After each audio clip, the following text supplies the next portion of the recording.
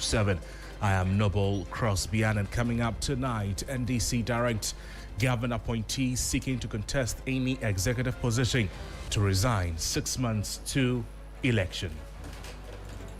Those intending to contest at the regional level shall resign by May 2026.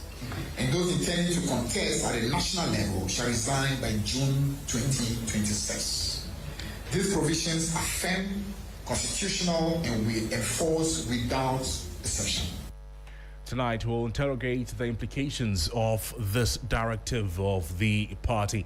Also, with barely 24 hours to the crucial NPP primaries, the candidates make last-minute appeal to their supporters amid allegations of massive vote buying. I'm available to serve, and I hope the delegates will give me this wonderful opportunity. First of all, to serve the party, make the party attractive, ensure that we have a welfare package for delegates so that they can work hard. We'll get the details in the bulletin shortly, but we have these and more coming up for you in the next 60 minutes. You'd want to stay with us here, also on all our social media platforms at FM 927.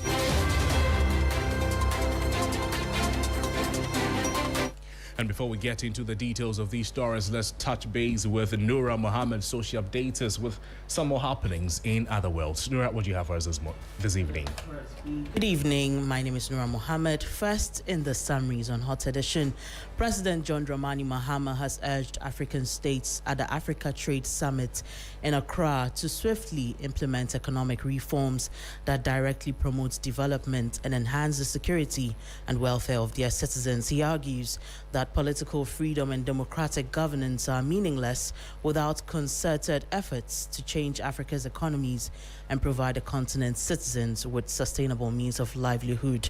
Also, the Minister for Trade, Agribusiness and Industry, Elizabeth Ofosu-Adjare, has reaffirmed that Ghana's economic future depends on shifting from raw material exports to high-value manufacturing. Speaking at the launch of the Africa Trade Summit 2026 on Wednesday, January 28 in Accra, the minister declared that government's industrial agenda is now firmly anchored on value addition to ensure long-term productivity and global competitiveness. Meanwhile, former Minister for Youth and Sports and National Coordinator of the District's Road Improvement Program, Neelante Vanderpoy, has advised the National Democratic Congress, the NDC, to reconsider plans to seek a review of the Supreme Court's ruling on the Pandai parliamentary election, warning that such a move could prove costly and politically unproductive. Now, Dr. Mahamudu Bawumia, the New Patriotic Party's presidential aspirant, has pledged to allocate at least 10 national-level appointments to every constituency under a future NPP government led by him. The former vice president described the proposal as one constituency, 10 appointments, an initiative, he says, is aimed at strengthening party structures at a grassroots, deepening inclusion and governance, and ensuring that no part of the country is left out of national decision-making. Now, the Minister for Interior, Muntaka Mohammed Mubarak, has reiterated the government's commitment to sanitizing recruitment into the security services by eliminating middlemen, bribery, and other unethical practices that had undermined public confidence in the past. He said this after denying claims that he has taken over the recruitment exercise. The minister also said he's playing a supervisory role as part of his mandate over the agencies under the ministry. And that brings us to a close on the summaries on Hot Edition. Over to you.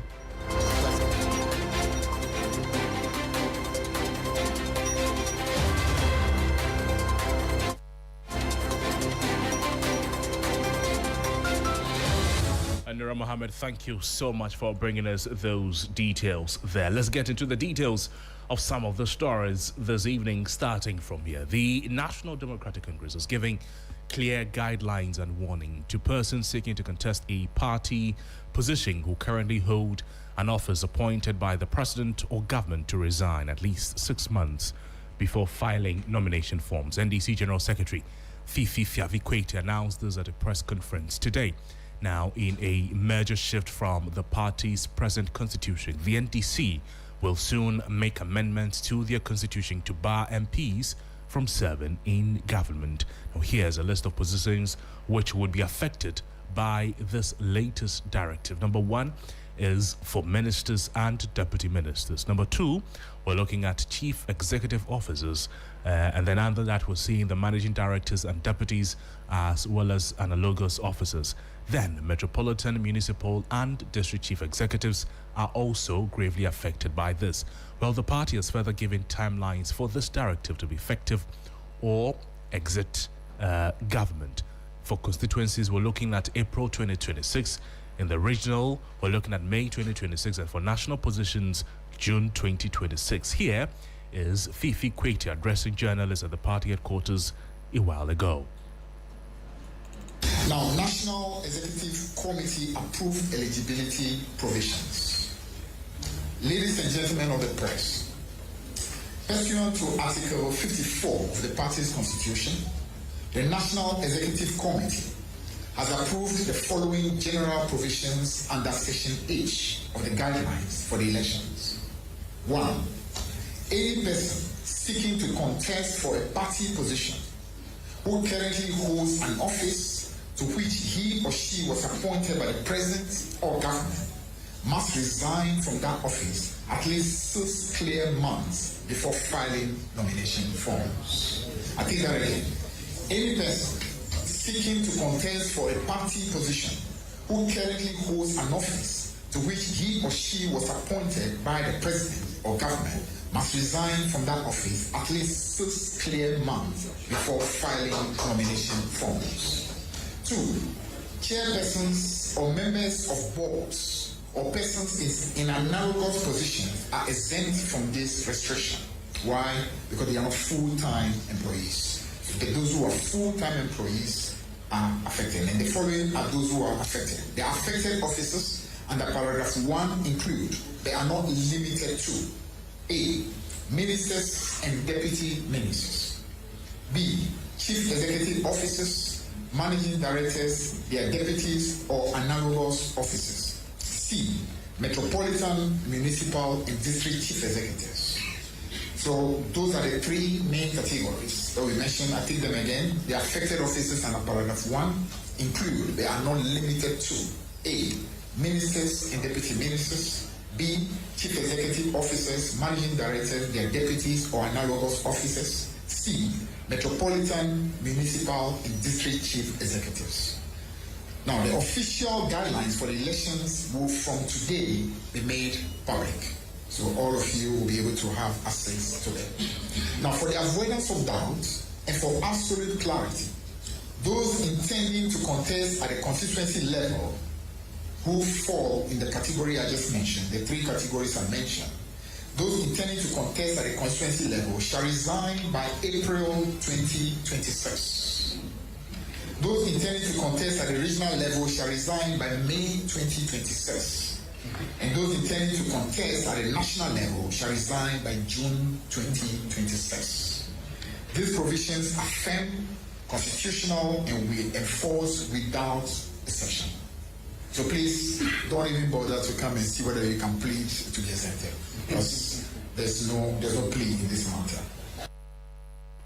That's the voice of Fifi Kweti. Fifi Kweti is General Secretary of the NDC there. Let's have a conversation on the back of this. Professor Samuel Adujenfi is joining us on the phone. Prof, thank you so much for joining us. Prof is a senior lecturer at the Political Science Department at the Kwame Nkrumah University of Science and Technology. Is joining us also Mahdi Jibril, the Deputy Director of IT and Elections of the NDC, is on the line with us. Gentlemen, thank you so much for your time. Let me start with you, Prof. What is your initial reaction to the NDC's directive requiring appointed government officials to resign 6 months before contesting for party positions? I think that they are setting the stage for what lies ahead of them in terms of the internal party contests or elections to get the one who contests for them on the ticket. For the MP position in the constituency that has become necessary for them to contest for. But beyond that, I think that the party also owes itself and the members that duty of care to lay out some of these things they have put out. Fundamentally, what the Constitution states within the party is what should be put out there. I think that fair and squarely he's been able to, Mr. Fifi Kwete, right, has been able to put out what is written in their Constitution. I believe that the letter and the spirit of it would be to avoid any conflict or conflictual situation and to allow those who want to contest for any position who fall within such category to do same in time and not necessarily on time. Mm-hmm. And once you follow the due processes within your own internal political party contest, it inures to the benefit of the candidate himself or herself, and more so, it also consolidates the democratic credentials of the party. None of them, I mean, among others, should be able to set aside the party's framework, the party's constitution, which guides its activities and all that which are in line with faith. I see. Prof, please hold the line for me. Mahdi, thank you for staying. What is the NDC hoping to achieve with this directive? The NDC want to achieve an effective party structure and party activity.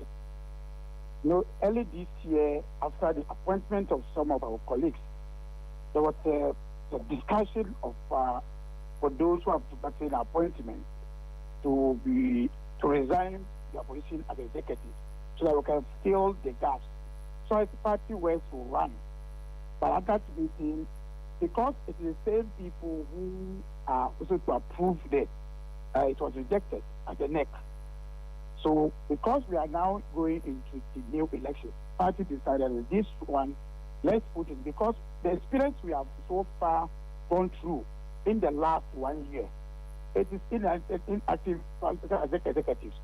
Some constituencies, some regions, hardly beat because most of the executive officers have been appointed and they are busy working for the government to succeed. So party felt it wise that let's have this clause so that we have a party system running whilst the government also running effectively. I see. Mahdi, thank you, but don't leave yet. Let me come back to you, Prof. Prof, from a democratic and governance perspective, do you see this move strengthening internal party democracy or potentially weakening executive-legislative cooperation? Hello, Prof, can you hear me?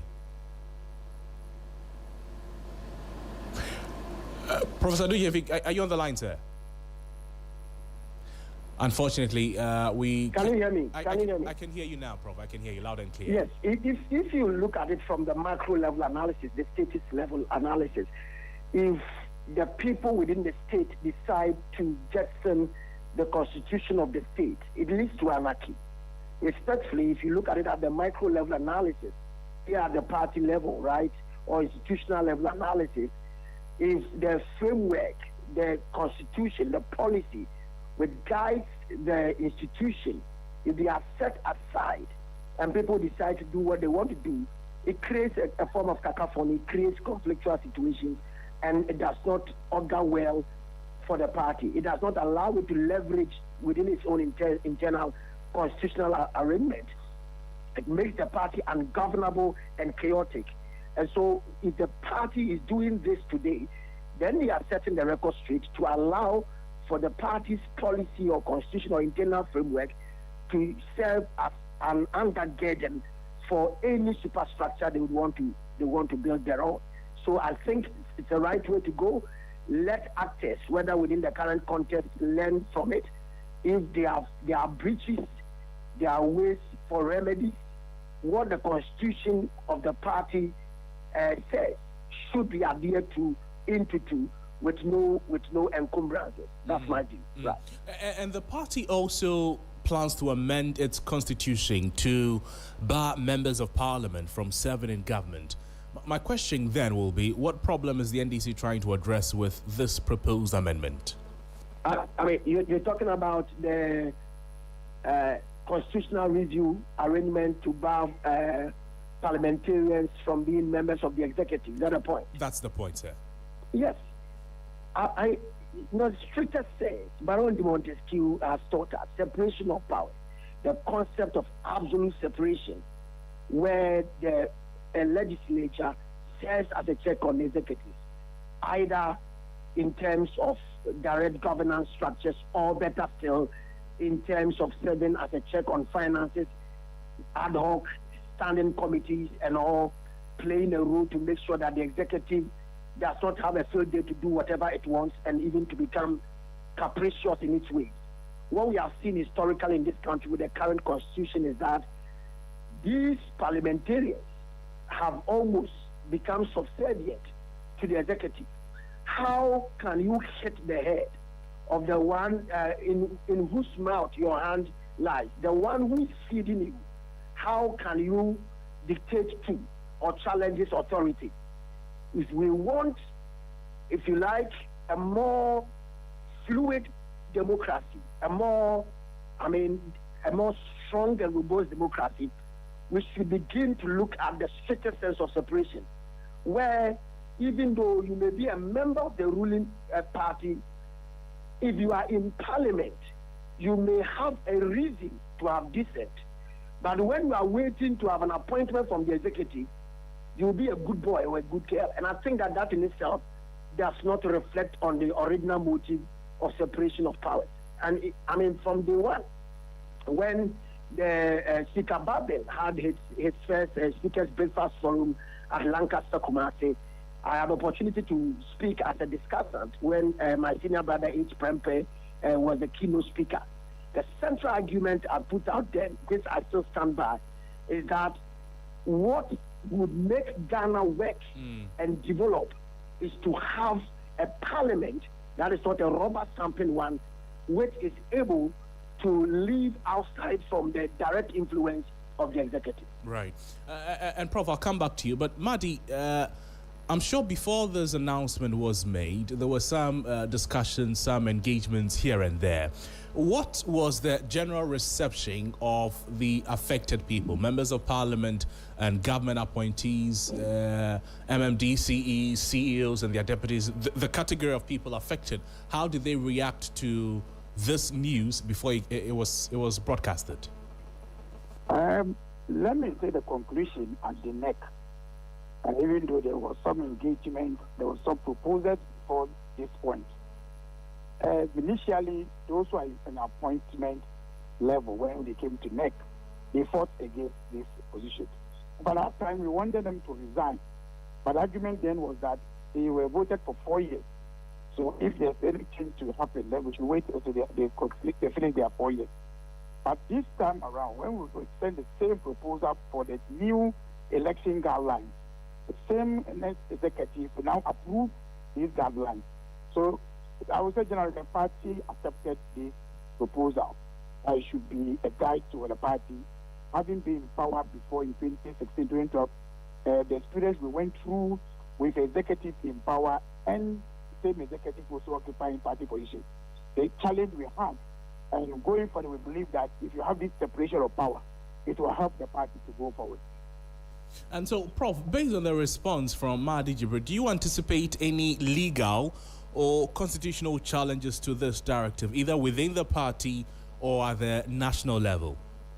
It's always a good case to test the Constitution and to allow for laws to even emanate from same when the law, as we know, lies in the bosom of the justices of the court. Once they have the opportunity to even comment on same, it helps us to be able to reflect on or to, if you like, have the opportunity to see the need to do so in terms of rallying our front around a more nuanced democracy which has independence of the judiciary, independence of the executive, and the independence of the legislature. So if the matters will be tested at the court, it allows the judiciary to also play its role as a check on both the legislature and the executive. The beauty of it is that it allows for constitutional democracy to be able to travel on the right trajectory. It is not about brawn, it's about the legal regime we have chosen to work with. And if anybody has reason to want to test the legal regime. So be it. What is important is that we are building a state under a constitutionally democratic arrangement, right? The rule of law. I see. Prof, I'll come back to you, but Mahdi, maybe let me pick your final thoughts on this. Based on the discussions that the party had with the affected members and the positions that they took, what do you also anticipate any legal or constitutional challenges to this directive, either within the party or at the national level? This directive was guided by the same constitution somebody will quote when he goes to court. Because if you take the party constitution, Article 54, has given NEC that power to propose and enact a guideline that will govern the election that we are going to. After the election, when we go for Congress, then we will add it into our constitution. So I'll be surprised to see any officer, member of party, who will go to court to test this to say, okay, the party wants the parties to be stronger, the party structure to be stronger. Then you go to court to say, no, I want for myself, I want to hold two positions so that the party will not be effective. And you think that is why somebody will go to court as an NDC member. I'll be surprised. Or if any Ghanaian want to go to court and say, no, the NDC is proposing an amendment to their constitution or their guidelines to say because your party want to be effective, we want party executive to be party executive, government officials to be government officials. Then somebody go to court and say, no, I will not agree.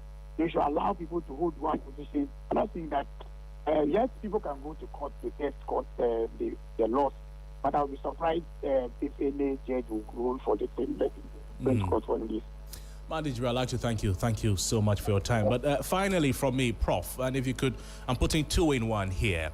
How does these new directives of the NDC, how do they compare with practices in other political parties in Ghana or similar democracies elsewhere? And what implications could these decisions have for party unity? Because ultimately, not everybody will be happy.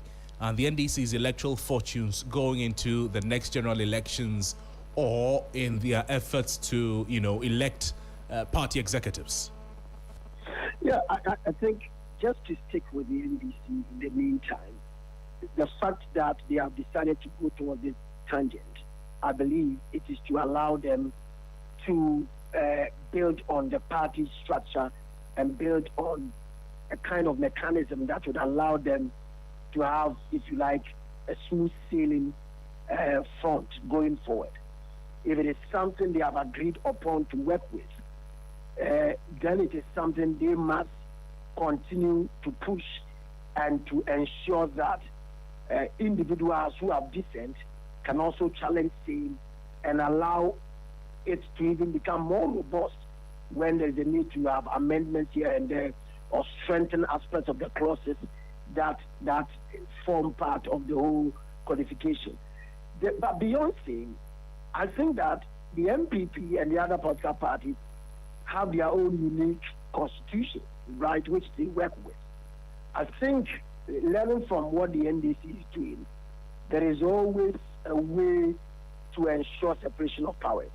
There is always a way to have people work for the party exclusively and be able to build the party, and others who go in to have opportunity to form government and not necessarily double as individuals who hold party position and also individuals who work in government. In the same vein, if you have a state that has strict separation in the levels of the judiciary, the executive, and the legislature, it allows for smooth sailing processes and all that. What is good about having system is that you are, in a way, creating a proper division of labor. You don't have unnecessary overlaps, and you allow for the system to gel and for individuals to give their energies and expertise to specific areas to allow for the entire system to gel. Where individuals try to lump positions together and functions together, they end up creating a certain challenge because of the lack of clarity in terms of distinction. And such duplicity can also create future problems, either at the status level of governance or even at the party level. Right. Prof, I'm grateful for your time. Thank you so much, sir. You're welcome. Professor Samuel Adujemfi is a political historian, a political analyst, and a senior lecturer at the Political Science Department of the Kwame Nkrumah University of Science and Technology, speaking with us there. We'll still stay with the NDC because the National Democratic Congress is gearing up for its parliamentary primaries in the Ayawaso East constituency, with 5 aspirants successfully vetted ahead of the February 7 contest. My colleague, Nura Mohammed, she brings us reactions from the constituency as constituents and voters prepare to go to the polls. Here at Nima in the Ayawaso East constituency, with Nima all 5 in the contestants, including the late MP's wife, Hajia Amina Adam, as well as the Ghana's High Commissioner to Nigeria, Baba Jamal, and also, interestingly, the constituency's chairman, and some 2 others. The competition seems very tight. And so we're here to engage some constituents and some delegates to see who they're rooting for and why they choose that particular person to represent the NDC in the by-election. I'm not going to vote because since I started voting, I'm voting for NASA. Since I started voting, but I never see nothing. I'm with Hajia Amina, the late MP's wife. Yes. I'm with her because I want to come and continue the good work that the husband has left behind. And so far, the husband has done well in this constituency. He has done most of the work. And I think he has left about 13 projects that he needs to complete. And then God called him. So we wanted to come and continue those projects. We know her capabilities. The time for women relegation has passed. So this time, it's women supporting women. As for me, I'm rooting for Honorable Baba Jamal. Okay. And my reasons are that, considering the political antecedent of this, our constituency, is the only person who has been able to change the face of the politics in East also here, because he contested the last election and lost to the late MP. But even though he lost the election, he didn't leave the constituency. In fact, he was the face of the camp. For the first time in the history of this constituency, we saw youth. Motors were distributed to our youth to work for the party, and after that, he has instituted a loan scheme. The MP wasn't working. If the MP was working and you tell me it's the wife that was behind him, that one fine. But the man is not doing anything. Oh, why are you to be breast? Sanu kuna jumano and we anti adi more beer. A jumano bebasa. Danu kura and kunuka baby kura. Na no mana edi a jumano. Nebi on my young way. A children almost a son or manu cock. A children almost a son or manu go. Inside the one. Tinaza de why are the panty? Mamma kura when no muna juma. Nukunusuya. When my juma nukunukura no panukura.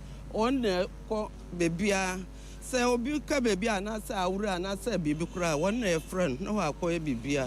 The one I am in for is Baba Jamal, because formerly when he with the late McNaza stood, they contested each other. McNaza won election, and then Baba Jamal came second. You understand? So due to that, all of us, the youth here around, we prefer Baba Jamal. He contested in Akwetia. Yeah, we all know that. But due to his eloquence, the way he speaks, the way he organizes himself, that's why we, the youth here, we like him very much. With the Ayawaso East constituency primaries just around the corner, which is on February 7, out of all the constituents that we've spoken to, the competition seems to be between the late MP's wife, Hajia Amina Adam, as well as Ghana's High Commissioner to Nigeria, Baba Jamal. And that was my colleague Nura Mohammed in the Ayawaso East constituency there. It's now a good time to flip the coin and now talk about the NPP, because it's barely 24 hours to the NPP presidential primaries and the party is mopping up activities, campaigns, and others.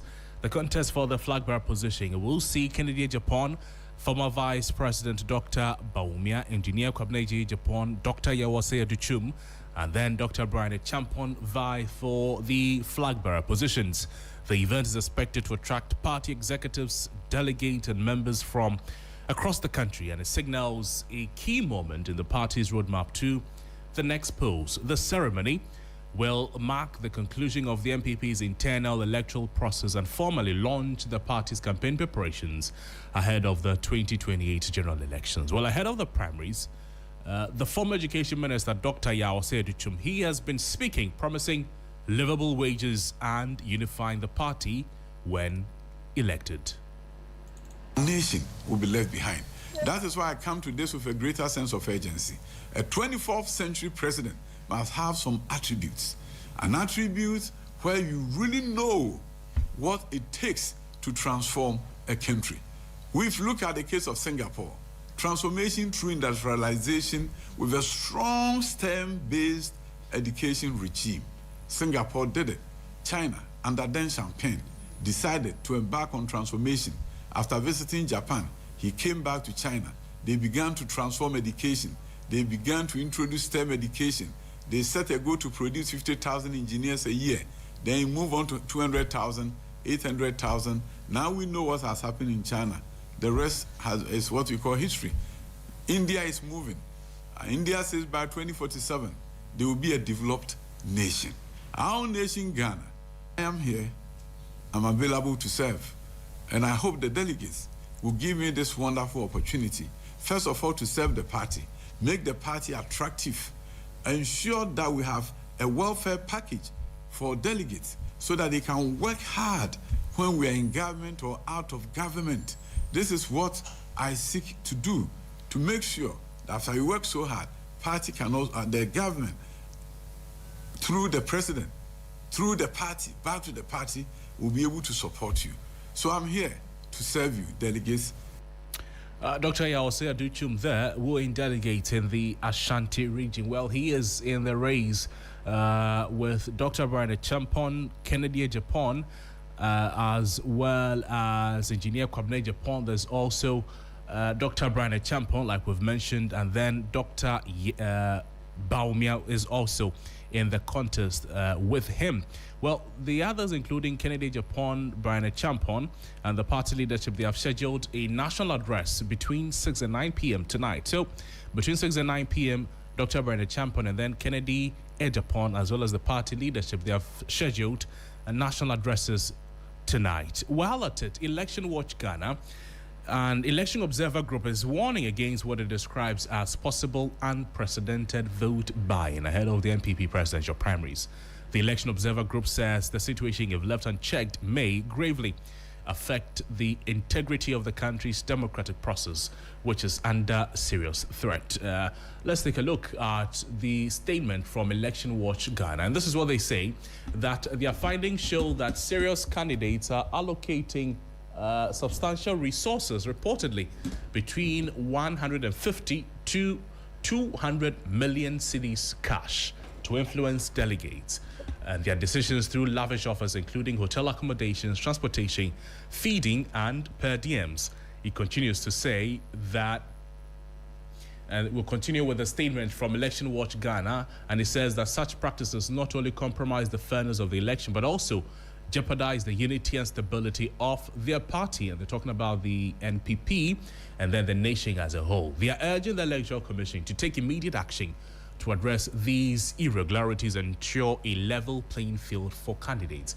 And Election Watch is encouraging citizens to report. Election Watch is encouraging citizens to report all instances of vote buying to the EC's toll-free number. And that number you're seeing on your screen, if you've joined us on Facebook right now, is 0800 0800. We're looking at 324 324 0800 324 324. These are the numbers that the Election Watch Ghana, the group, is urging citizens to report on. They add that the EC must uphold the highest standards of professionalism and then impartiality, including ensuring that its officials are not compromised by accepting gifts or favors from candidates, and they call on all stakeholders to prioritize the integrity of our electoral process and work towards a free, fair, and transparent election. These are excerpts of the statement from Election Watch Ghana. Let's take a listen to Jude Balmer. Jude Balmer is a convener of Election Watch Ghana. This trend became a norm, and it forced us to issue this statement today because Election Watch is actually on a 13-day committee engagement prior to the MPP 31st January elections, engaging the MPP delegates and stakeholders at large. And when you go around and you speak to these people, most of the issues they raise is vote buying. And they don't talk about vote buying with joy, but they talk about the vote buying with despair because their candidates are not having the muscle to pay as much as what others are paying. That's why they are seeing this as a bad trend and something that needs to be tackled ASAP. Because at the end of the day, they are promising that there will be a candidate that will lead a party that will not be the people's choice, but actually a seat that will be bought by the highest bidder. So the delegates are worried. So what we did as a CSO, the Electoral Commission is having a toll-free number. We try as much as possible to give the toll-free number to the delegates themselves who are beneficiaries or who are getting this office to make the direct complaint to the Electoral Commission. Now, we believe that the structures of the MPP is as solid as any other structure. They should be in touch with the grassroots. The CSO shouldn't be the one going around to get this information for them. If they are in touch with the grassroots, they will know what they are talking about, that the seat is being bought by the highest bidder and they are not happy about it. We are also hoping that those who are calling the Electoral Commissioner, the Electoral Commissioner will not just take this calls and just go to sleep, but will work on it from today to the day of the event, because we know a lot can be done from today to the day of the event. If they want to push further, these delegates are ready to come up with the names because they are saying they are coordinators who are checking their numbers, their details, and asking them whether they want to sleep over the Friday and vote on Saturday or they want to return, and those who want to even sleep over after the election so that they book hotels for them, they get them transportation, and get them a per diem. One of the delegates we spoke with is saying that as we speak right now, he has 3 rooms that have been booked for him. And he was happy for getting the 3 rooms, but at the end of the day, they were not appreciating it, that our democracy is now at the market and being sold out to the highest bidder. Jude Balmer is a convener of Election Watch Ghana. In the meantime, an elder of the NPP and the former Speaker of Parliament, Professor Aaron Michael Quay, he says the party has zero tolerance for vote buying and will not hesitate to sanction anyone found culpable. You know, I've spoken on various fora against vote buying and the principle of the monocracy generally. But these are secret events. Everywhere.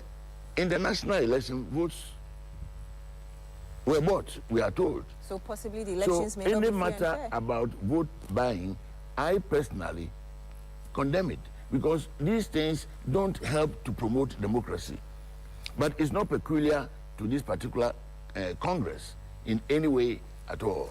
And I am really working on the positivities, particularly on the recommendations that I chaired some 2 years ago, having studied the difficulties that we're having in our elections generally in this country, and in fact helped to introduce the principle of the IPAC, bringing the IPAC national to the IPAC in the party. We called it, therefore, Intra-Party Advisory Committee, so that at every given stage, the candidates had representatives at the committee, and then they helped to decide on every matter, including things like proxy. We will continue to hear them, whether it's party A or party B. And I'm very glad, for example, about some of the recommendations that Professor Prempe has made with regard to electoral elections in Ghana and monocracy. I've written on this. I've brought out mechanisms on this. We have to work it all as a nation. Our national election last time, if you heard some of the things that people did with regard to money, it's not the best.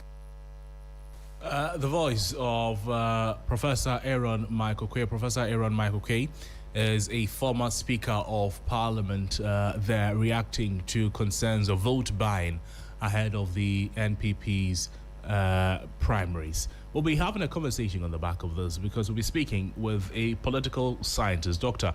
Jonathan Asante-Okyere. He will join us to provide some insight because it's barely 24 hours to go. What will be his thoughts on the MPP's conduct so far? And then vote buying has reared its head again. What do we do? Doc, thank you so much for joining us. Good evening to you. My last question, well, and I'll start with it, is that concerns of vote buying has reared its head again. What do we do? What does the party do? Well, Crosby, let me say good evening to you and to your listeners.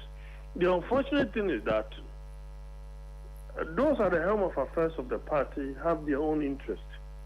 And that's the more reason why they've not been able to crack the whip from a sincere, from a fair, transparent, and unbiased perspective.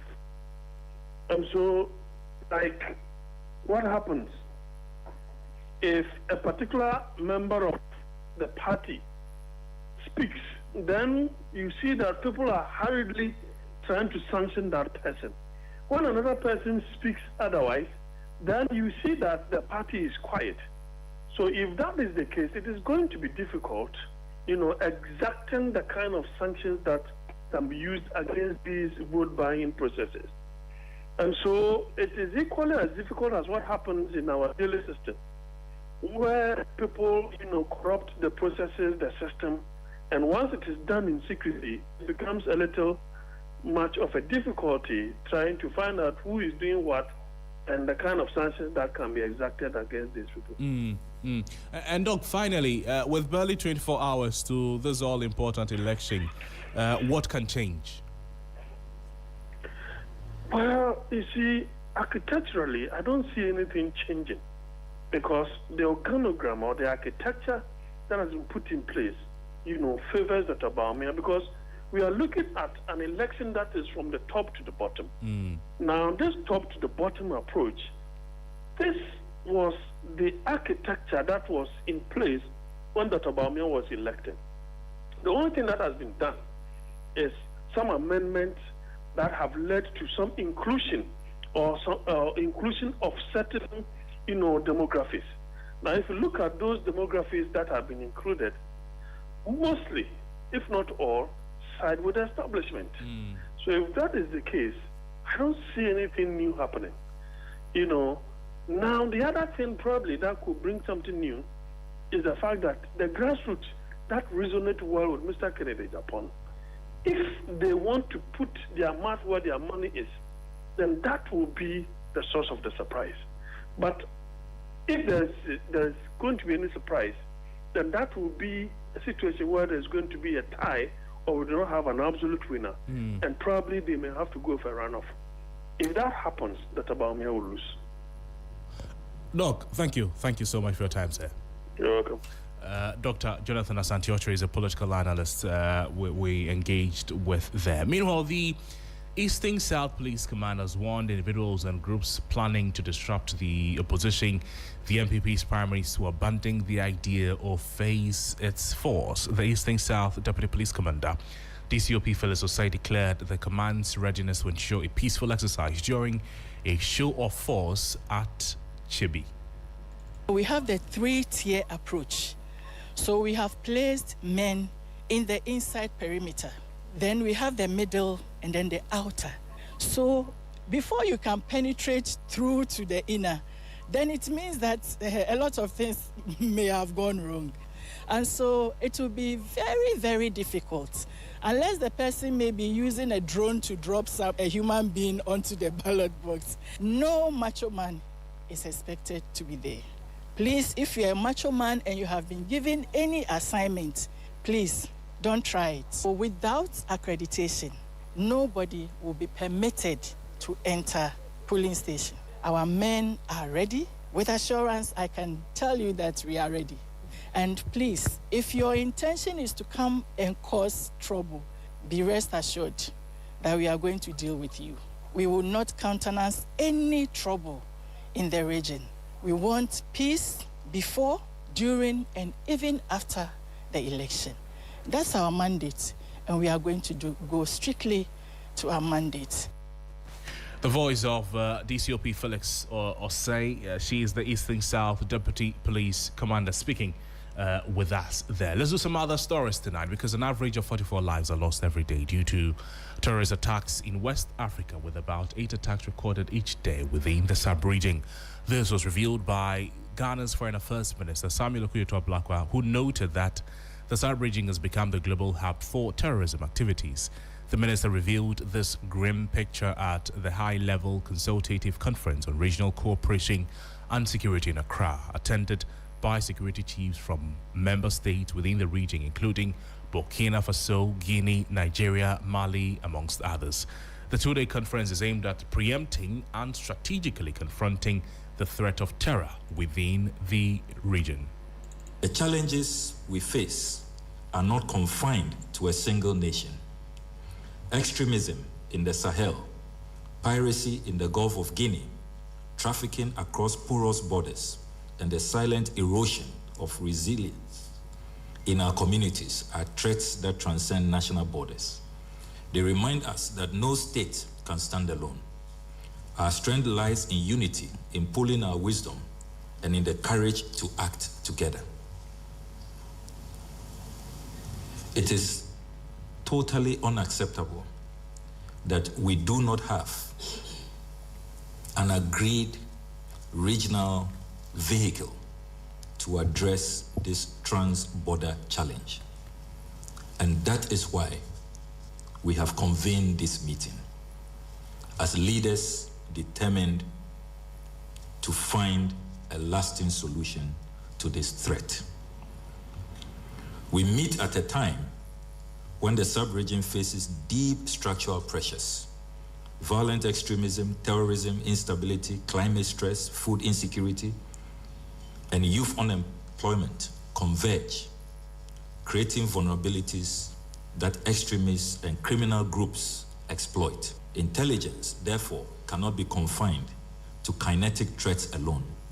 It must encompass the broader picture: the economic corridors that sustain trade, the border communities whose livelihoods depend on cross-border movement, and the social fabric that binds our societies. Our deliberations today must be multidimensional. They must integrate economic realities, social pressures, and governance weaknesses into the threat we face. They must anticipate not only the movement of armed groups, but also the silent erosion of resilience in communities where opportunities are scarce. Intelligence becomes not only a security tool, but a compass for socio-economic development. The voice of Samuel Okudzeto-Ablakwa, who is Foreign Affairs Minister here in Ghana. This is still Hot Edition, live on all our social media platforms at 3FM 927, also on your radio at 3FM 927. In a moment, we'll do some business news.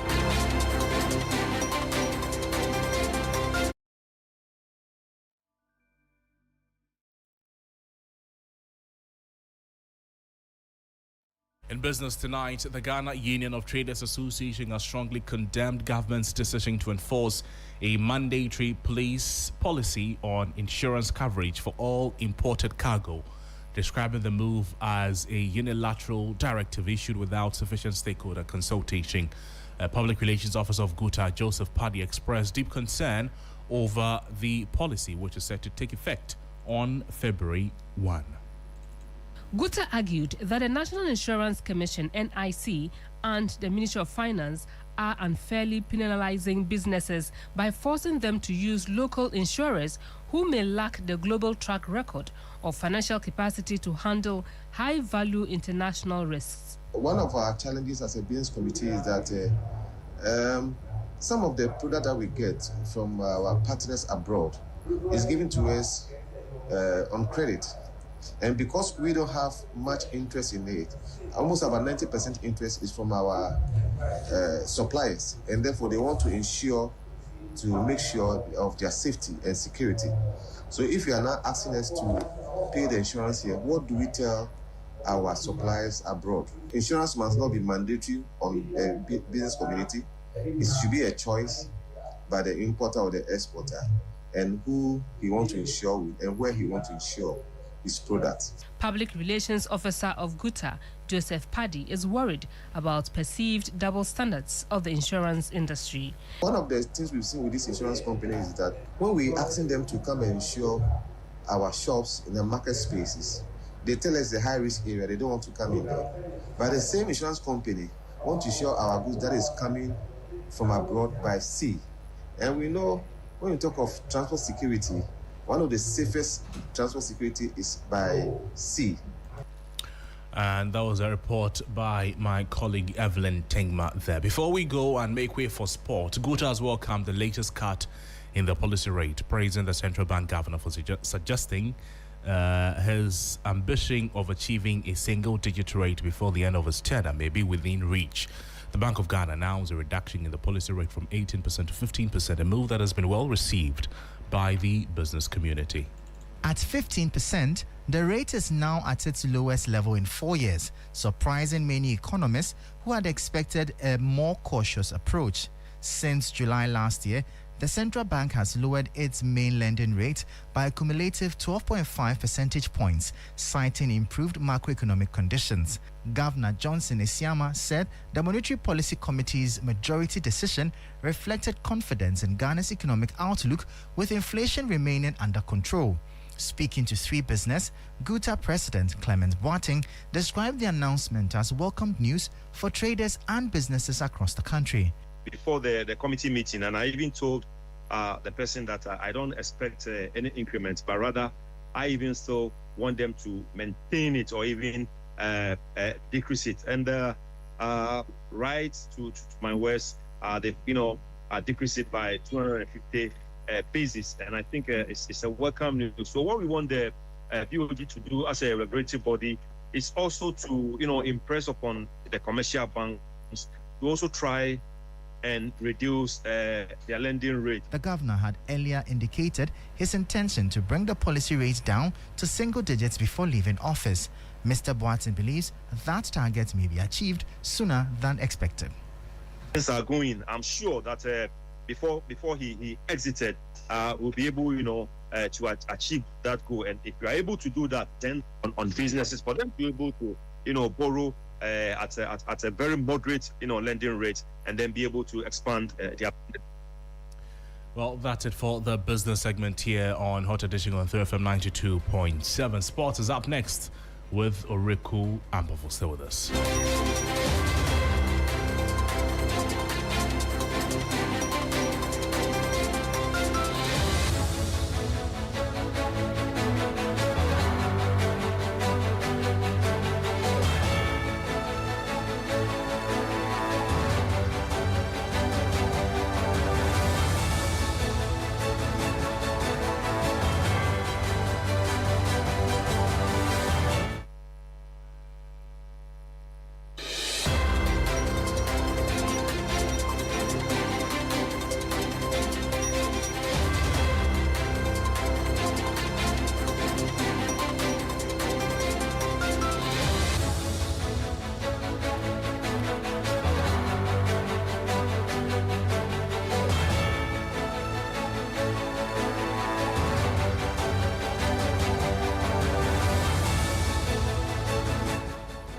Hello, good evening, and welcome to the sports segment here on Hot Edition on 3FM 92.7. My name is Oriku Ampofo. Let's start off with some news from the continent, where the Confederation of African Football has imposed several sanctions on both Senegal and Morocco federations, while confirming the suspension of head coach Pap Thiaw for the next 5 matches. There's more details in the following report. The decisions were taken following the incidents that ensued during the 2025 Africa Cup of Nations final in Morocco.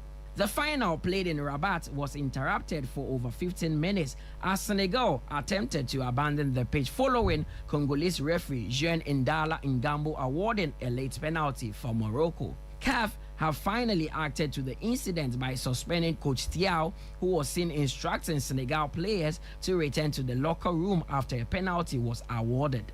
Thiaw will now serve his suspension during the upcoming qualifiers for the next Africa Cup of Nations, but will be available to coach the Lions of Teranga at the 2026 FIFA World Cup.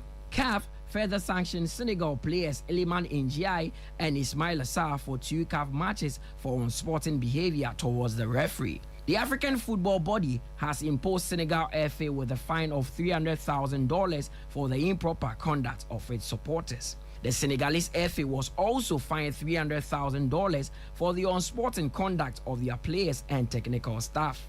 Morocco defender Ashraf Hakimi will serve a 2-match suspension, with one of these matches being suspended for 1 year from the date of this decision for his unsporting behavior. Another Moroccan player affected by CAF's decision is Ismail Saibari, who will serve 3-match suspension for his unsporting behavior and was further fined $100,000. The Moroccan Federation was fined $200,000 for the inappropriate behavior of their stadium's ball boys during the aforementioned match, and $100,000 for the improper conduct of their national team players and technical staff who invaded the VAR review area and obstructed the referee's work. In conclusion, the CAF Disciplinary Board rejected the protest lodged by the Moroccan Federation to strip Senegal of the AFCON title. By dismissing this petition, CAF officially reaffirmed Senegal as the 2025 AFCON champions. Let's do some more here, where we head to the domestic front, where 2-time Ghana Premier League champions Aduana Stars, they have taken a significant step towards strengthening the international profile with the appointment of former Black Stars midfielder Emmanuel Agyemang-Badu as the club's international relations manager.